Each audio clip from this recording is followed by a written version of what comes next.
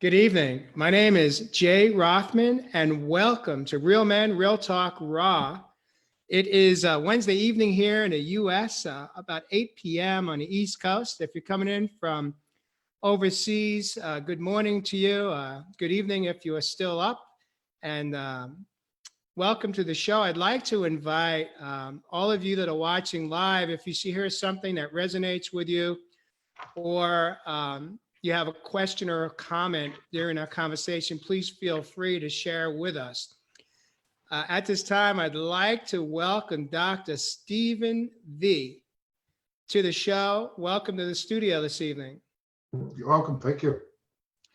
So we recently were introduced to one another by Melissa Porter. Melissa and you met back in 2018, I believe, while you were in treatment for not alcohol and drugs, but for cancer treatment down in Mexico. And I believe that's where you and Melissa met, and you became fast acquaintances, if I may. Yes. And Melissa was on a show a week or so ago, and we just had an incredible conversation. And through Melissa, we met, and so here we are tonight. What really found me curious about your backstory, Dr. V, is that it feels for me like you've got the piece regarding the cancer, having, which is a huge part of your journey, was that when you were diagnosed with bladder cancer, you had some choices to make, and you realized that you had choices to make. A lot of people don't. It's true. So I'd like to really deep dive into that a bit, and what that was like for you. And then at the same time, there's a part of your story that absolutely I found very, very intriguing. And what that was to me was you had been in Western medicine practicing as a psychologist for 47 years. And at some point during your healing journey, shortly there before and then thereafter, you decided through some of your own choices, but also some pressure, to exit out of your practice, and you went in a different direction, reinventing yourself. And so we'll get there a little bit later on in the show. We'll leave that for the cliffhanger, what you ended up doing, and how today you are being of service to some of your old clients and new clients. But for this moment, I'd like to welcome Melissa Porter is watching in this moment. Melissa, thank you for joining us this evening. My mom coming in from Boynton Beach, Florida. We got Robert C. Stern, one of my old high school classmates, a year or two younger, coming in from New York, the East Coast. If you're coming in from overseas also, let me know what country. We get people as far away as Scotland, the UK, Australia, Netherlands, India, all over the world. We have a global reach, and I am so excited to be part of the global reach today.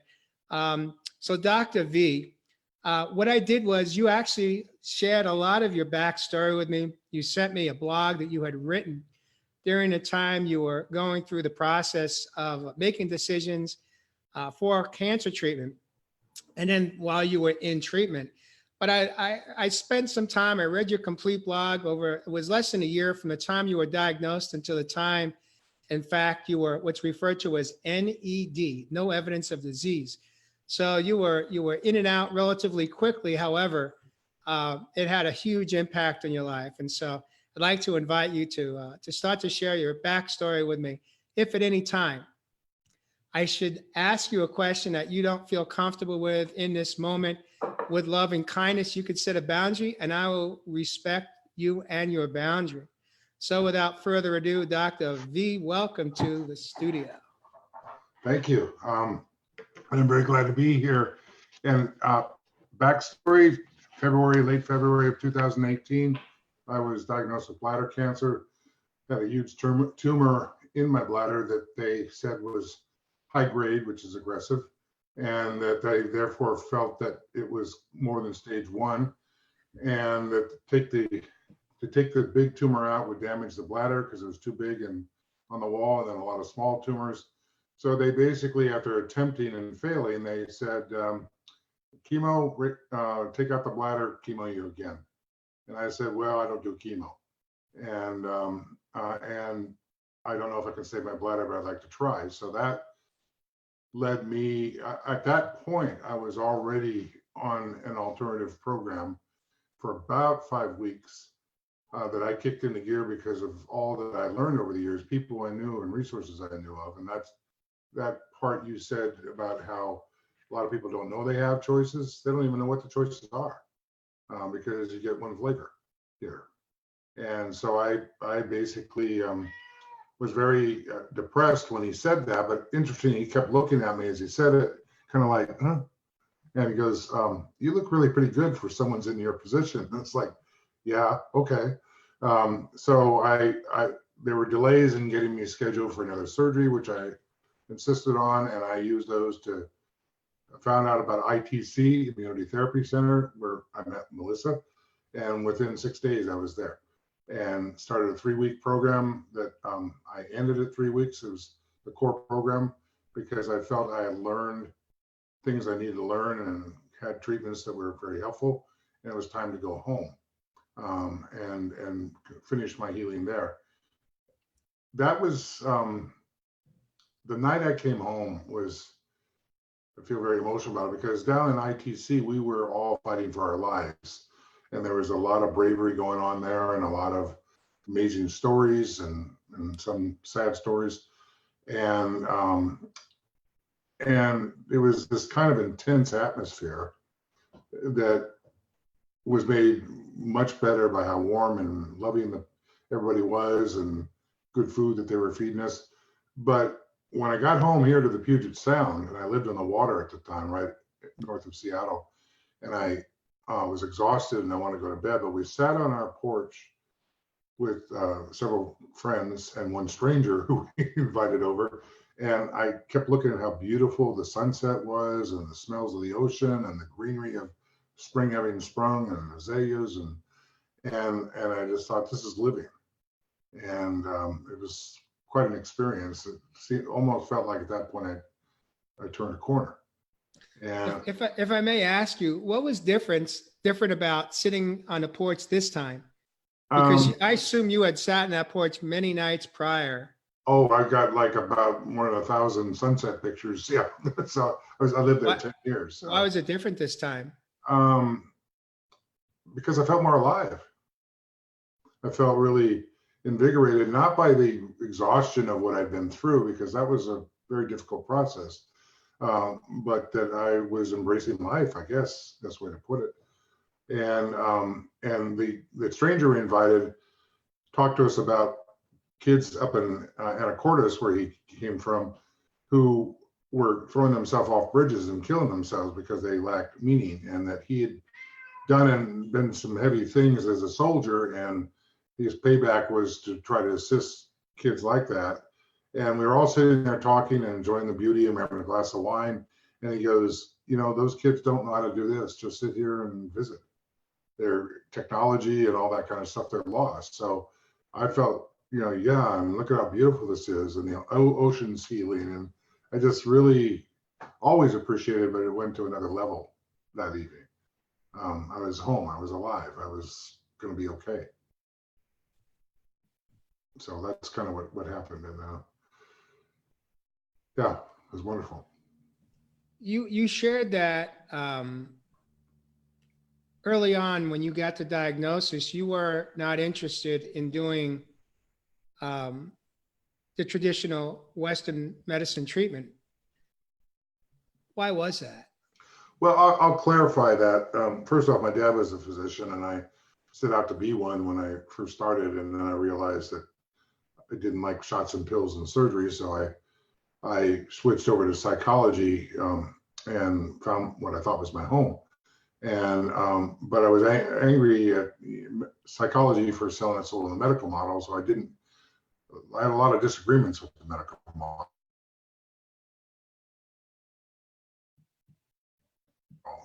The heavy farm system, even if it does destroy cancer. Oh, they died of pneumonia, but they didn't die of cancer. And so, if you get caught in a car wreck and you're torn up, they're wonderful for that. If you have a bad heart and you need intricate surgery, heart valve replacement or whatever, they're amazing. But there's also there's a lot of passivity to it. There's a lot of, you just go from one treatment to the other, and you are basically, it's hard to find hope other than if you do this, if you do that. So that over the years, I just had learned that. I'd worked with cancer patients and seen what they went through. One guy that got on some really powerful supplements, and he was fortunate that he lost so much weight he couldn't have any more chemo. And so during that time period, he took these supplements, and he started, instead of being gray, he started to be pink, and he started to, really, look good. And then he got enough weight on him that they put him back through chemo, and he died. So I saw things like that made me very suspicious of it, and just didn't want to go down that route. I didn't make sense to me that you poison yourself in order to live. But I'll give you two addendums to that. One is that I had a very good urological surgeon, and he was a wonderful man, and he did a very good job. And it was fun to blow his mind when he walked out of the keynote surgery and said to Uta, I looked at his chart last night, and I didn't think it could save his bladder. And that big tumor is just hanging there. It was easy to get out. And the lab report later said that the tumor was highly fragmented and necrotic. It was falling apart and dying.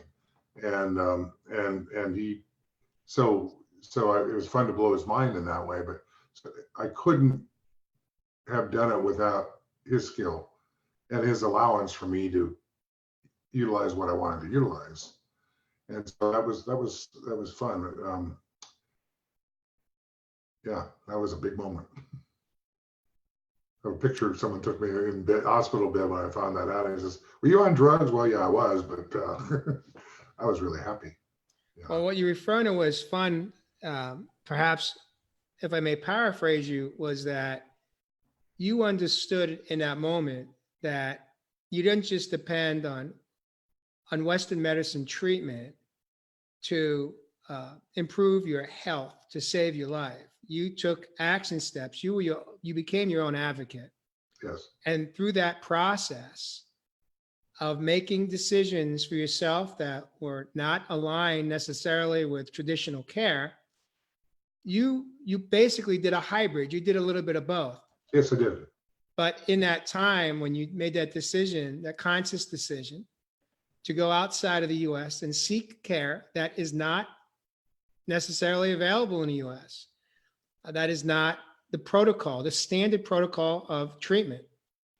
And by you taking your life in your own hands, relying on Western medicine to do their part,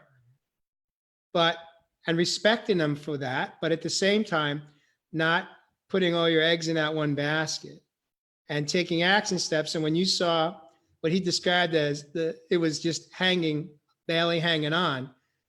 The fun part was I sensed that you had validation, affirmation, that the money you spent to save your life out of pocket, insurance didn't cover it, actually worked, actually made a difference for you. Yeah, and that loops us back to Melissa, because while I was there, I recruited everybody I knew, and I had a mass email that I used that I had 3 groups totaling about 160 people. And I would send out a report to them as I went through it, also on GoFundMe, because they got help. And so we did this group meditation, because when 2 or more are gathered is powerful. And Melissa joined us, Uta and I, in a little back room, while everybody else joined us from wherever they were. And that was really a unique moment. And then when the night before my last surgery, when I really knew I was NED,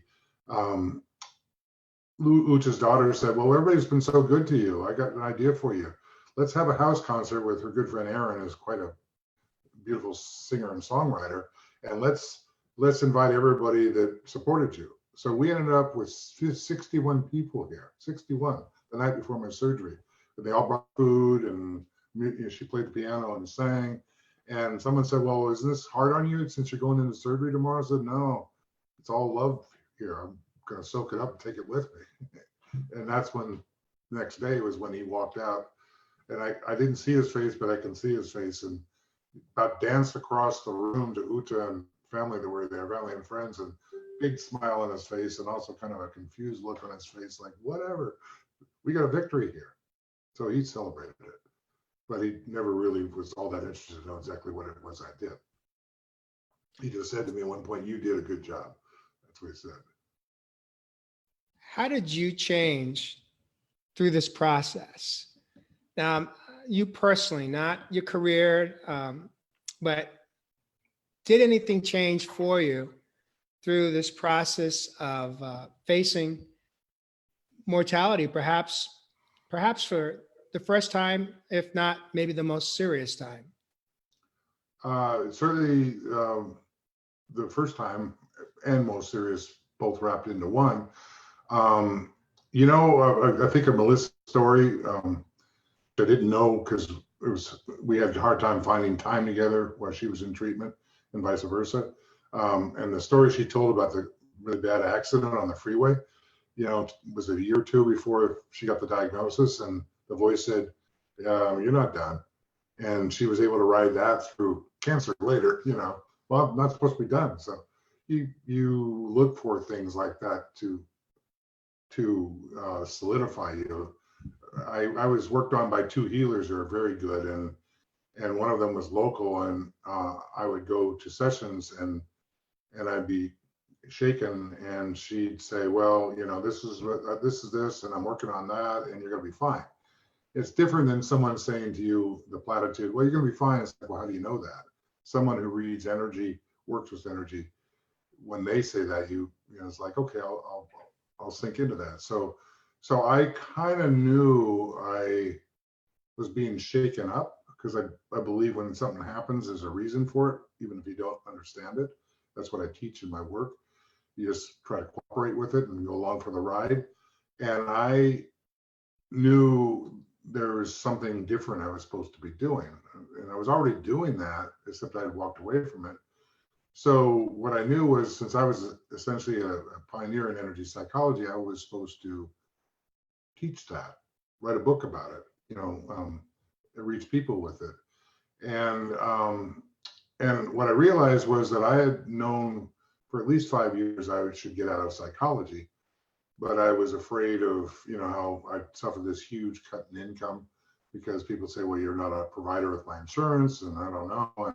And I probably would have, but I didn't have enough faith that I would be okay, and of course, when you are energetically constricted like that, so are the options. And so I realized that I was given the gift of being around to do what I should have done, which is leave psychology, free myself, and then do my writing and do my teaching and continue to work with people.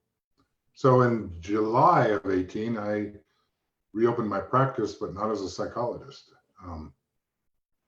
People came back, and other people have come since then. At any time during the year of 2018, how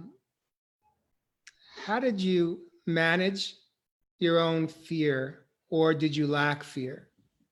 Where were you in that spectrum? Well, I've done my PhD's in hypnosis, a research project with hypnosis, and I took a lot of courses on it over the years, as well as in graduate school, and I use it extensively. I've used trance, I like to call it, extensively, because I feel that in session, we can talk from our logical mind, or linear mind, about, well, what are the solutions here? But if you look at the law of attraction, it says, what you put your focus on, you vibrate with. What you vibrate with, you create more of. So I try to limit how much time people talk about the problems they've had since last session, and start moving toward, as I like to say, change your energy, change your life. And so when I talk to them in trance, there's a different mind, the mind known as the heart, listening. And the very thing we might have talked about at the beginning of the session is now experienced in a different energy. And I'll then point out to them, oh, how do you feel about what you were so upset about a little while ago? Oh, it doesn't mean as much to me anymore. So I knew, and I take them in and out. said, let's go back. No, I don't want to go back. Don't go back anyway. And then I'd show them how easy it was to go back, how easy it was to turn around and come back, and how really they had a choice to make. That they did, most people say, it came on so fast and felt so powerful, and like it's real. Well, Joe Dispenza, who you quoted to me, says that the body, when you release an emotion that's actually an addiction, in this case anxiety, the body doesn't know the difference between the real thing and what you're now experiencing. You're reliving the past over and over again. So I knew all that, and so when my mind would want to tell me, well, you feel like crap, so that means you're dying, your metastasis is happening, and then I would say, or I'm killing the cancer, and it's pissed off and releasing toxins as it dies. And I do that a lot, but I did it. And I also had an iPod on which I had a lot of spiritual music, one of which was Whole Tones. I don't know if you heard of it. I think he's from Canada. It covers all the chakras. So I would spend my treatment day listening to that while I went through different machines and different IVs and those kinds of things. And I especially focused on the second chakra, which was the site of my cancer. And to tell you what a powerful resource it is, and it's powerful because I developed a relationship over the years with it as I went through my own retreats and experiences, and then would go through it each session with people a little bit. I had 2 nights after I had low dose chemo, which was 10%. That's what they do there. It was horrible. I was so cold, shaking. I don't get cold, and yet I was sweating heavily. Every muscle, every joint ached. I was peeing every 10 minutes because my body was flushing. I couldn't sleep. I felt homesick. I got up to look at my email and saw a picture of of the sunset outside my apartment, sent by the person staying there, and my cat, and I just started crying. It's like I told Uta I can't do this anymore. But I, got up and got dressed and went and put on Whole Tones Chroma especially, and just checked out. And 2 hours later, I was fine emotionally and physically. So I was practicing the same thing of bring it back to center. So I had all those tools and perspectives. Beautiful. One part of your story I'd like to dive into right now, which really touched me when I read your blog, was the relationship that you have with Uta. You've mentioned Uta a number of times in this conversation today. I'd like for you to expand upon what role did Uta play in your healing journey, and what difference did it make? Wow. Well, first off, she's a fiery, blue-eyed, red-headed German, and is this amazingly sweet woman. And she had said up to the diagnosis that, well, I don't know if we'll ever live together, but we were together a lot, just officially not. And the day I got the diagnosis, she says, I'm not going to have you stand alone on this. I'm standing right next to you every step of the way. And she pretty much moved in. Teases people that I didn't even ask, I just did it, And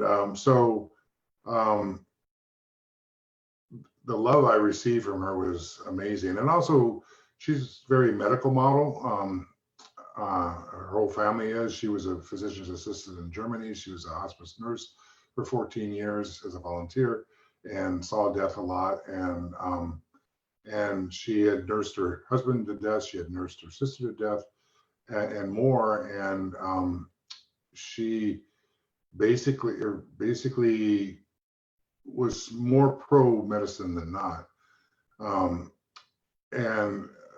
So she kept my alternative side from going too far by challenging me about stuff. And the other side of the equation was that she was able to see I was practicing when I was preaching, and it was, hey, guess what? It's working. So, but I think mostly just that like in that moment when I broke down and cried, what did she do? It was Mexico. Turn on the heater and the dust starts flying, no extra blankets, put some blankets, some towels over me to help warm me, and then cuddled me. she did those kinds of things. And also we both decided that we met late in life, and we have this wonderful love, and we're going to enjoy every minute of it as long as we have it, and not let bullshit get in the way. And that included this. It's like, yeah, we cry sometimes and feel sad, but we wouldn't stay there. Well, we would move on and back to that love and that connection. And I think probably not just that, but the biggest thing was that she had lost all these really important people, nursed them to death even, and had PTSD from those experiences. And I had said to myself, I'm not going to be someone who puts her through that. Before I got the diagnosis, and I thought, oh shit, nice promise. Yeah, here we go again. Yeah, here we go. And so I borrowed from every motivator I had to win. The biggest of which was I wanted more time with her, especially, and I didn't want her to go through that. So that was a huge motivator to spare her that. Which the flip side of that is then I have to help her die, and we're both old enough. That's coming down the pike. So, but you asked earlier about my fear. Yeah, afraid, but really, I want to live my life as fully as I can, as long as I have it, and especially our relationship. And she's got a wicked sense of humor too. So we laugh a lot. How important do you think her being by your side was in you not only surviving but thriving after your diagnosis? Extremely. Because I in my evolution into the work I do, my heart was always there. But when she came into my life, she really opened my heart. And to me, healing is learning how to love yourself. That's what therapy should be all about, is that you learn to love yourself. And I had I'd done enough work that she came into my life. And there's the story of how we met. Short version is we shouldn't have met, but we did because we were supposed to, And yes, I know. Yeah, you know that story, right? Yes. And someone, Marcia, my friend I mentioned earlier, said, yeah, well, she predicted, yeah, a redhead's coming into your life. Twice she predicted that. And she's met Uta and said, so remember what I said? I said, yeah, you predicted that she'd come. I said, do you remember the rest of it? No. She said, I also said you feel like you went to heaven. True. And so I have this tremendous sense of peace and feeling loved. And since my work was becoming even more about love, it was a driving force in healing and in my going down the road in my work. So that was neat. Beautiful. Was there ever a point during this process where you were at odds, where she did not agree with the direction or the choices you were making for yourself, and how did you navigate through that with her?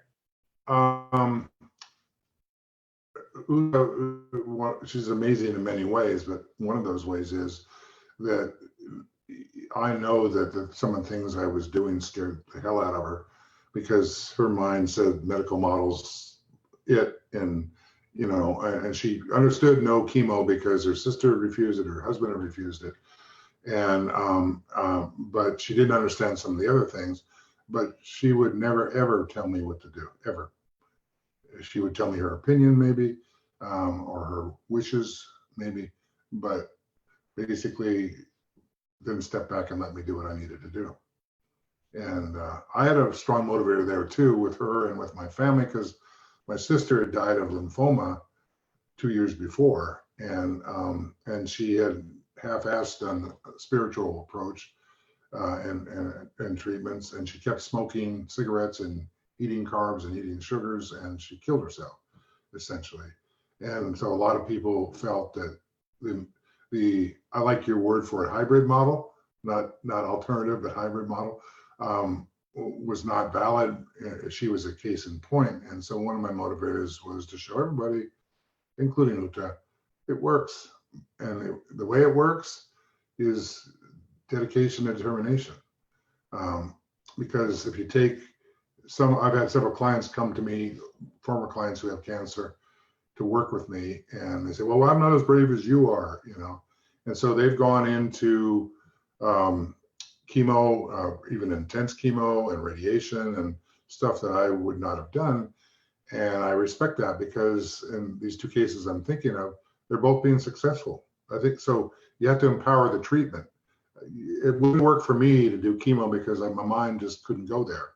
So I wouldn't have been able to empower that treatment to be a healing force for me. But they did. And one of them wrote a book about her life. And she was at my party before my surgery crying because I was so important to her. I'd helped her so much. And then I, later on, when she got diagnosed with very severe breast cancer and went through this awful treatment, I told her she was a hero. And she, in her book, in her preface, she referenced that I had called her a hero. And she said, how's it being a hero when I just did what you taught me? And those are moments where you go, good. And I had all those tools to use for myself. So it was a combination back to Uta, with her giving me the space to do what I felt I needed to do, even if she was afraid, and also observing and watching what happened. So. Beautiful, beautiful. Thank you so much for sharing this part of your story with us, because I think it's so important to acknowledge a relationship that is so special. And as you said, you were not supposed to be together, but you ended up together, because that's sometimes some people in a spiritual community refer to that as a divine intervention. Yeah, true. Of sorts. And I'm smiling because when I read your blog and you spent some time really expressing your deep emotions and feelings towards Uta, I was so able to connect and appreciate the words you spoke, because we had very, very similar experiences. I too, very early on in my healing journey, Mary was brought into my life by a power greater than myself, because I couldn't have planned that any differently than the way it turned out. Yeah. What a blessing, huh? What Yeah. a blessing. Although I don't think about it, because with her history of being in hospice, one of her cousins had said that she had a terrible gift helping people die. And I'm going, was that why she's in my life? Yeah, in my darker moments, but she was in my life to help me live. Exactly. Yeah. Exactly. How has your relationship changed since you got the final NED, cancer, no evidence of disease? Has your relationship with Uta changed since that time? No, not at all. So we're both continuing to be happy that we say we have it made. Is our little slogan with each other, and we laugh and play. We're going to see my brother who lives outside London in 2 weeks, and then we're coming back and going to Cabo for 5 days, and then in February we're going to Havana, and all these are possible because we're living our life and having fun. She loves to travel, I love to travel, and then day to day we just enjoy being with each other. I come to my study, which we're sitting in, and I work on my writing, and she'll lay on the couch and just be near me unless she's got something else she needs to do. And so if it's changed, it's just deepened. Beautiful. Have you taken any time to really reflect back on the period prior to your diagnosis to understand what may have been at the root cause of the cancer? The root cause was probably a good part diet, because one of my people that trained me, one of the reasons I became vibrational psychology, was a healer by the name of Denis Heaston, who was from New Zealand, but now lives in Vegas. And when I spent a lot, when I met him, he says, "You're a magic man. You can do what I can do. I'm going to teach you how." So he would come to town once a month, and he'd see people out of my office that were his people and my people that would allow that, breaking the rules, I might add. And he would, we'd laugh and we'd play, and I did some intensive retreats with him. And he basically set me down this course. So when I got in trouble, I hadn't seen him in 13 years or something like that. I called him and said, Denis, I'm in trouble. And he said, well, get your ass down here. So I flew down to Vegas. Uta had never met him. One of my friends calls him Rasputin Jr. because he's a wild boy, and he's a Kiwi. And he took a look at me, and I puffed up and gained a lot of weight. And he goes, you turned your body into a sack of shit. Now you do what I say, you go away and die. And I said, okay, yes, sir. And we're just going, who's this dude? But I like it that he made you listen, you know. Basically, that was a huge resource, and that, you know, underlined that probably I made my body too acid, not alkaline enough, and carbs and sugars. Part of how I healed myself was I totally cut off carbs and sugars. Like all I had was bone broth basically for about 5 weeks or more, and Uta got to where she was making it for me fresh instead of buying the cartons of it, and you want to fight the enemy, you cut off their supply lines. Well, geez, that's carbs and that's sugars, you know, bye. So diet was part of it, but I also mentioned earlier that I was afraid to leave psychology, and I needed to have some experience that took me out of the picture because I wasn't doing it. Wow. Wow. And when you stop and reflect, you realize, oh yeah, okay, I get it. So do you think that on some level, subconsciously, you almost created the perfect storm for yourself because you felt, now I'm going to paraphrase you, this is what I heard indirectly, is it possible that you felt trapped and you didn't know how to get out because the money was good and you were doing what you knew how to do, even though it was really not aligned with you at the soul level, but you felt trapped, and you got created this perfect storm through a disease because you didn't know any other way to get out.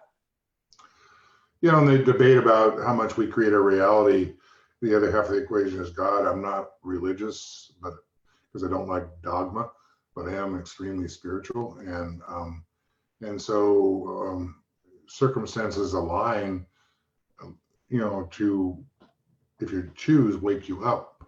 And since I wasn't waking up, I got served a platter, you know, of, okay, well, here's your wake up call. And so by not practicing some of what I had learned by eating improperly, I was certainly helping to create that. And so at a subconscious level, I probably was, because I was afraid, and not just in the money and stuff like that. It was also that I thought psychology was my home, and I felt betrayed by psychology. And it's like, well, where else do I go? What do I do? Well, I guess I better just hang on, you know? And so, no, then I couldn't. I appreciate you sharing this part of your story, because I think it's important. You know, I went there with you, Dr. V, because I had just in conversation, I believe it was just yesterday, I shared with Mary that in 2008, if you recall, we were in the deep throes of the worst recession since the Great Depression. And I was senior leadership at a corporation. And I was also felt trapped. The fun was over and I was miserable. But I was trapped by the finances and by the stature, by the title and the ego. And I didn't know how to get out. And I recall thinking, the only way I'm going to get out of this is I'm going to have to get sick. And in 2008, I had a heart attack. I know today that, you know, you could call it a Joe Dispenza ninth inning play. But basically, I pulled a Joe Dispenza, I flipped it. So we can create a reality, the good and the bad. If we want to create disease, we have the power to do that. You do. You do. And that's what my work's all about. Obviously, yours is to empower people. Is one of the complaints I have about the medical model is it's mostly them doing to you. It's not really about you cutting your own path. And so, for example, clients are on anti-anxiety and anti-depression drugs. If they feel better, they think it's because of the drug. So where's the power in that? Where's the point where you can get off these things, because they're all very toxic and addicting. And so knowing things, and I look back and I go, everything I did, all those hard things I put myself through, prepared me for this. If I hadn't done those, I wouldn't have known what I knew to make those choices. And then when I made the choices and was successful, then I was proving to the people I was sending out my blog to that I practice what I preach and it works. So what I just heard you say is it's not about talking it, it's about walking it. It's about living what you're preaching. Yeah. And it's not so much, when I say preaching, that's, it's a play on words, but if we want to truly be authentic mentors and inspire people that it's possible to change, we ourselves have to do the work. We have to show up for ourselves first so that we have more to give to others.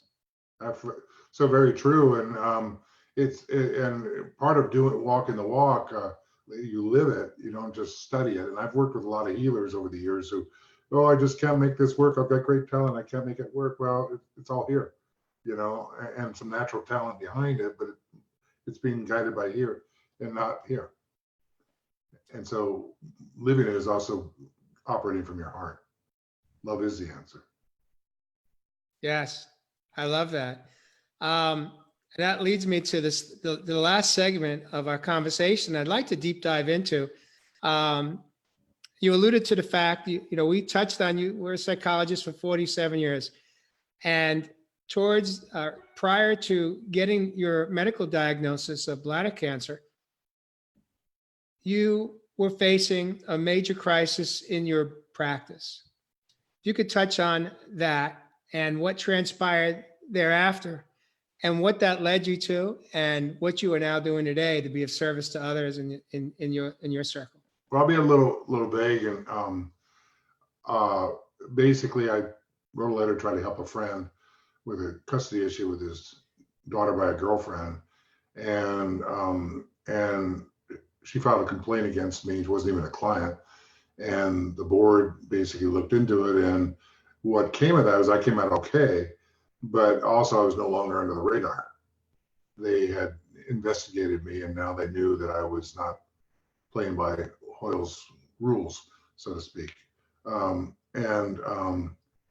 so it was an awful experience because they're not friendly, and they even told a friend of mine who tried to intercede that they didn't like me, and because I wasn't like them. Well, I'm 6'9". I'm not able to be anything like anybody else, and so I've learned a long time ago that I don't particularly want to be just like everybody else, and so I'm proud to be different.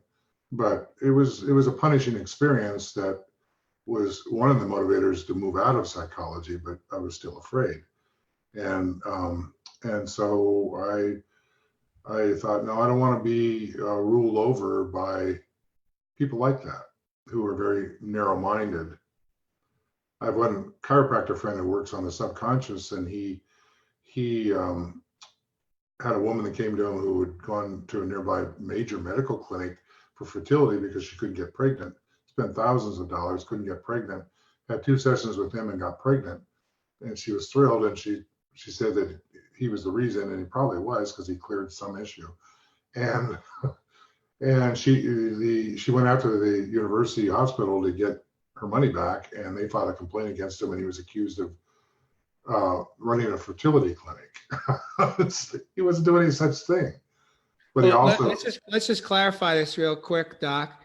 Did she get pregnant by him, the chiropractor, or did he just? No. Good question to ask. No, he cleared of subconscious issues, and Uh-huh. and whatever was blocking the pregnancy was no longer blocking it. And Okay. medicine Thank you doesn't for think of it. clarifying that for me. I appreciate that. Yeah, I'm glad you did. Glad you asked. So he said, that's the way it is. I'm not like they are. He's been to court 5 times successfulully, but still had to go to court 5 times. You got to be the same, not different. So you shut, if I understood you correctly, you in fact shut your practice down, Yes. somewhat reluctantly, but at the same time, it was one of the greatest gifts you may have received in your lifetime, because it really wasn't where your heart space. You were no longer there. You were there, but you weren't there. True. Yeah. The ultimate of not being there would have been I died. If your soul shrivels up because you stay stuck too long, that probably would have been the case. So by them, they shutting you down, forcing you pretty much, probably gave you some type of ultimatum. It actually gave you space to become your true self. Yeah, no, they And didn't shut me down. I came out okay. I got clipped by it. I came out okay. So I could still be a psychologist. I just didn't want to anymore. Beautiful. And so when I closed my practice down, I thought I was, done permanently. And then when I realized I could come back, and more than that, there was things I was supposed to come back to do, then I reopened, not as a psychologist, but as a spiritual life coach, basically. How did that feel for you emotionally? Can you go back to that moment, that day when you made that conscious decision to lock the door, turn your back, and never go back? What did that feel like for you, emotionally and physically? I was very sad because I had believed in psychology was my home, and I felt, like I said earlier, betrayed by my own discipline. And at the time I closed it down, I did it because I needed to focus on my health. So I was pretty sure I was done, and that made me sad. But it also was clearly what I needed to do. And I was, what I teach is, you can tweak what's happening a little bit, but mostly you need to go along for the ride.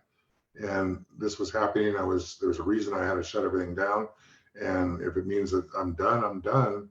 And it turns out I wasn't. So I felt sad, but I felt a little relieved. And I struggled with the fact that I could no longer call myself a psychologist after 47 years. It's a long time. By choice. By choice.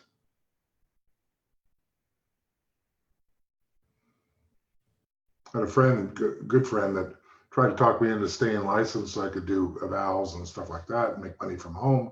I said no. And then later on, he said, I understand, because he lives in Olympia and he deals with nurses and doctors and counselors and psychologists who have had very bad experiences from the Department of Health, where they're not friendly.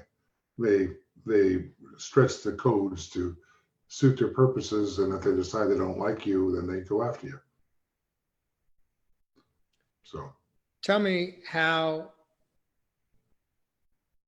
foundationally speaking, being a spiritual life coach is different than being a practicing psychologist. I'll say what I said earlier when we were talking before we got on, that with epigenetics and Dawson Church and all this stuff going on, that everything is moving rapidly in that direction. And so I'm a little bit sad that I've stepped out when it's still coming rapidly into psychology, and I was one of the people who helped pave the way.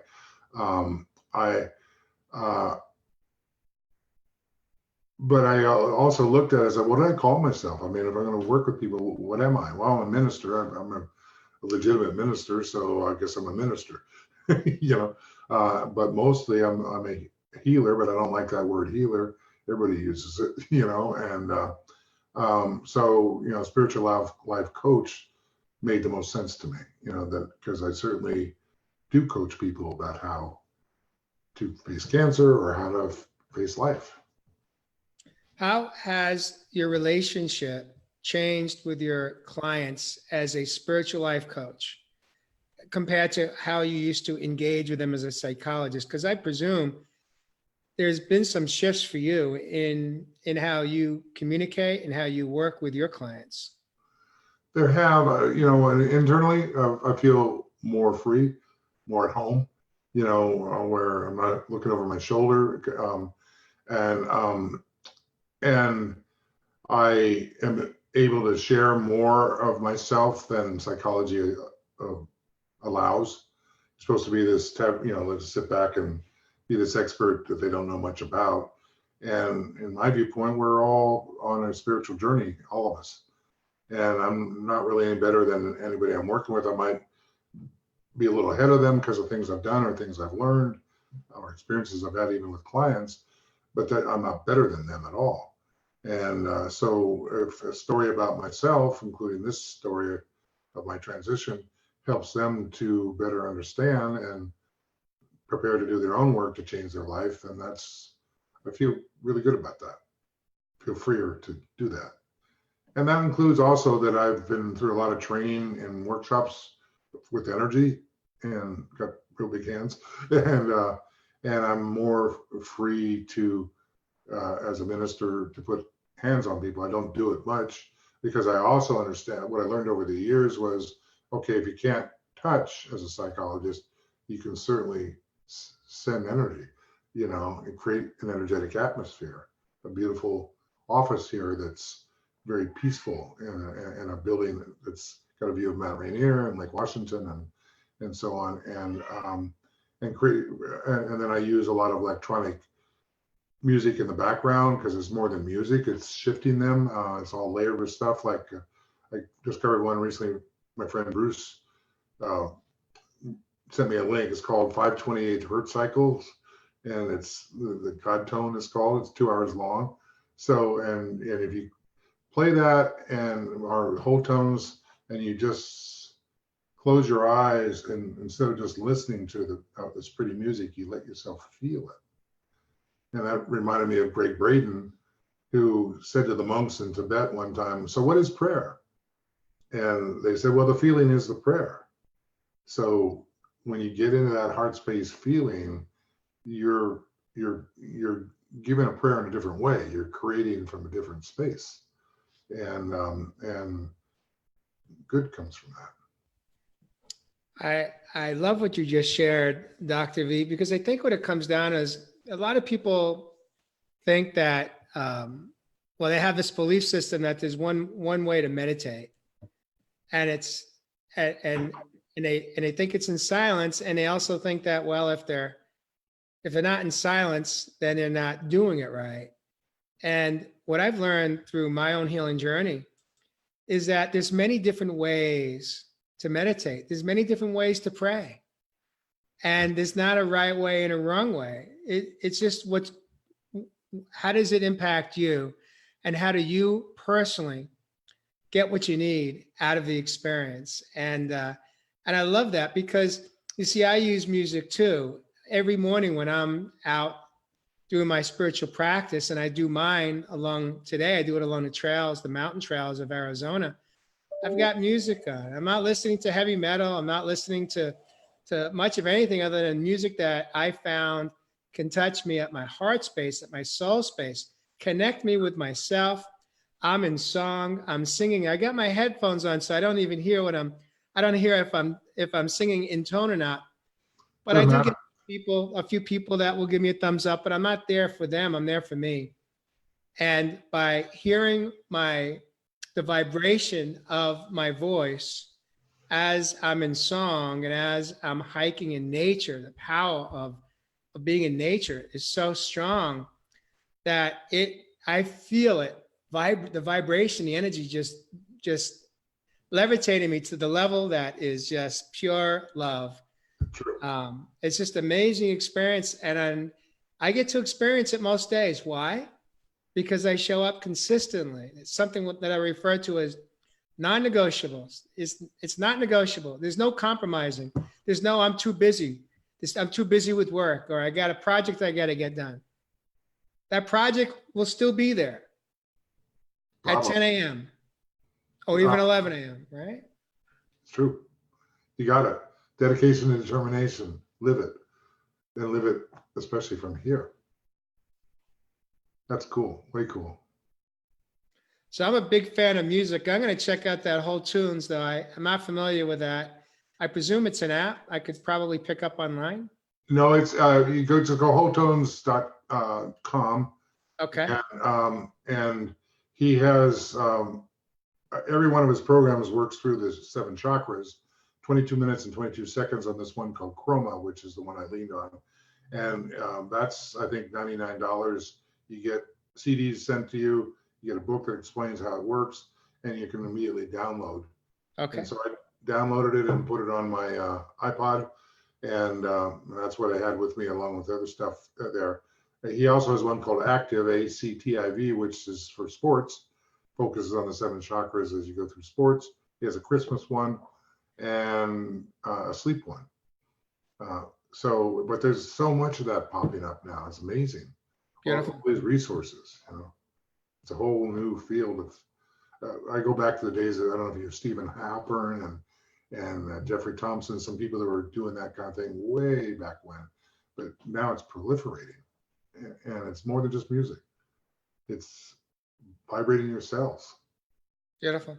Doc, we are up. We are just about at the hour, believe it or not. I'd like to invite you to perhaps close this out with some thoughts. Maybe one person or more needs to hear something that you could share that may provide them with some inspiration and hope for whatever journey they are embarking on in this moment. Well, I'd say basically be aware you have a choice. You're not helpless, and not just about medical issues, about emotions you experience. Like Joseph Spencer saying that most of the intense emotions we experience are simply addictions that we keep recreating them, and our mind creates this thought that triggers it, and So you're not helpless even over that.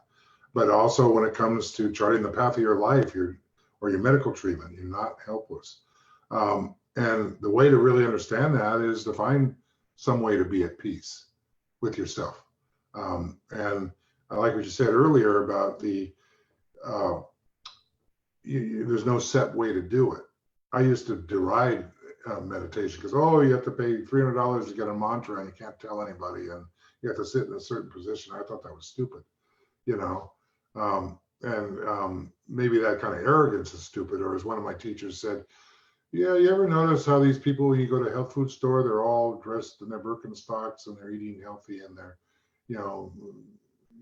peaceful and meditators, and they're passive aggressive? He says, because most of them use meditation as a drug. Oh, I'm getting uptight, I'm gonna go meditate, instead of using it the other way around, which is to open up that heart space and operate from there. That's where the answers lie. And in whatever way works for anybody, do it, and do it with dedication and determination. Take back your life. Thank you for sharing that. I'd like to ask you a closing question today. What is your truth? Well, that's a tough question. I was told, I have a former professor who became a sheikh. I think you can pronounce it that way. He was a hardcore atheist and friends of B.F. Skinner, and not at all religious. And then he got religion as a sheikh. And I ran into him 20 plus years later, and he got up and gave me the mandatory New Age hug in his turban and white beard and robes. And he goes, "You remind me of someone I used to know." And I said, really? Well, that might be because I am. And he told me that I was here at this time to help with the transition that was coming. And he said, there's nothing you need to do to study it. It's all incumbent within you. And when the time is right and the need is there, it'll just come out. And then I watched over the years, these things start to happen that fit with what he predicted. So my truth is, I'm here in this time to help with the transition that is happening. You know it, Jay. The energy of the earth is shifting. There's a lot of ugliness, but that's because the dark truths are being exposed. And what we see out there is a reflection of what's going on inside ourselves. So if you want to solve that, you don't necessarily protest or contribute money to a political campaign. You find peace inside yourself and offer that to the world. And that's a lot. Pay it forward, one person at a time. Believe me, I have to remember that a lot when I'm on Facebook or listening to the news and all the stuff that's going on. It's hard. But when you learn how to be in that heart space, you can neutralize that, and you can do more than just neutralize it. You can offer an alternative. Beautiful. Dr. V, thank you so much for joining me this evening on Real Men, Real Talk. This Friday at 4 p.m. West Coast time, 7 p.m. on the East Coast. I've got Carrie Crary coming in. She was a prior guest on Real People, Real Health. She's going to step back into the studio because she's got a part of her story that she did not share. She came in and talked about her healing process of treating cancer. But she's going to come in this Friday, and we're going to deep dive into breast implants and why she chose to actually have them put in, have the surgery to have implants put in when she was married, and some of what she has experienced over the years of having them, and the choices that she has most recently made regarding her relationship with her breast implants. And so that's Friday evening. It's going to make for a very interesting show. I'm excited to have Carrie in because she's got a message for millions of other women that may be either considering having implants put in or considering having them removed. And so I'm excited to have Carrie on this Friday. She'll be in the studio. We have a dinner engagement that night, and if I might be able to listen to part of it, and if not, I can certainly look on it after the fact. You'll catch the replay, because what we also know in life is there's no right time or wrong time. It's just you just show up on time, whenever that is. True. Right?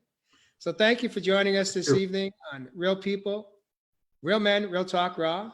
Dr. V, thank you for joining us. Thank you. And hi to Melissa again. I know is watching. We'll talk. Thank you.